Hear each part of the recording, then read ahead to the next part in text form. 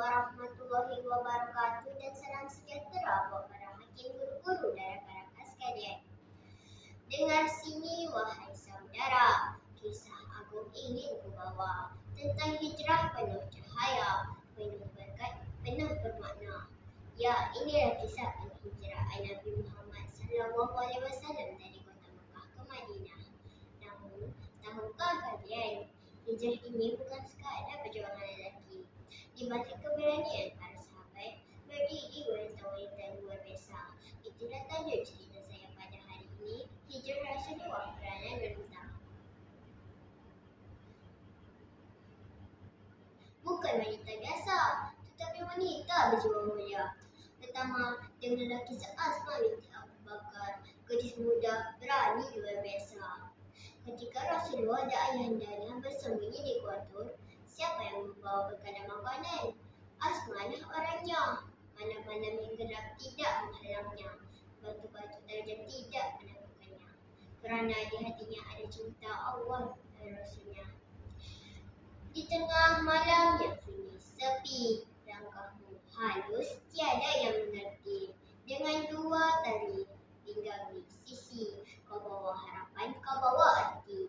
Asma digeral Zaid An-Nutqai wanita dua ikat pinggang. Kenapa? Kerana dia mengoyakkan ikat pinggangnya untuk mengikat perut Rasulullah. Allahu Akbar, pengorbanan luar biasa. Dalilnya jelas dalam surah Taubah ayat 40. Bismillahirrahmanirrahim. Illa tansuruhu faqad nasarahu Allah iz akhrajahu allazina kafaru saniya isnaini iz huma fil ghari iz yaqulu li sahibihi la tahzan innallaha ma'ana fa anzalallahu sakinatahu alaihi wa ayyadahum bi jundin lam tarawha wa ja'ala kalimatal ladzina kafaru sufla wa kalimatullahi hiyal ulya wallahu azizul hakim.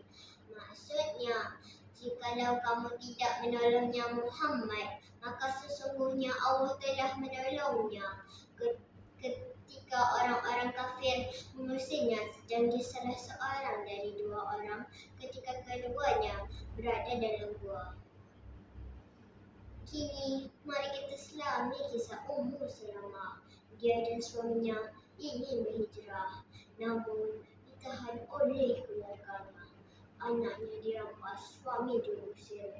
Dia sendiri terpisah dari orang yang dicintai.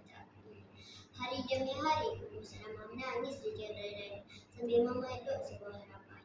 Akhirnya dengan izin Allah, dia berhijrah sendiri seorang wanita menempuh perjalanan ratusan kilometer hanya kerana cintanya pada Islam. Lihatlah, wanita-wanita ini tidak duduk diam menunggu.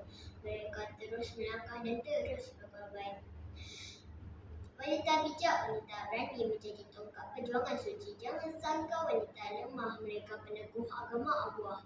Hadirin sekalian, kalau dahulu Asma dan Ummu Salamah berjihad dengan keberanian dan air mata, hari ini siapa pula pewaris mereka? Wanita zaman ini berdepan dengan cabaran berbeza, krisis modal, serangan pemikiran dan media sosial menggoda. Namun, ramai wanita Islam bangkit menjadi guru yang mencuci jiwa, dokter yang menyelamatkan nyawa, pendakwah yang menyinari hati manusia. Hijrah hari ini bukan hanya berpindah tempat, tetapi berpindah dari lemah kepada kuat, dari takut kepada berani, dari lalai kepada taat. Hijrah itu bukan hanya sejarah, tapi semangat yang hidup subur. Wanita Islam terus melangkah dan Islam rela bersyukur. Akhir kata, jadilah seperti Asma, teguh walau dalam gelap. Jadilah seperti Ummu Salamah, tabah walau dihimpit derita. Kerana wanita Islam kalian bukan sekadar pelanggar, kalian adalah tiang kekuatan ummah. Wassalamualaikum warahmatullahi wabarakatuh.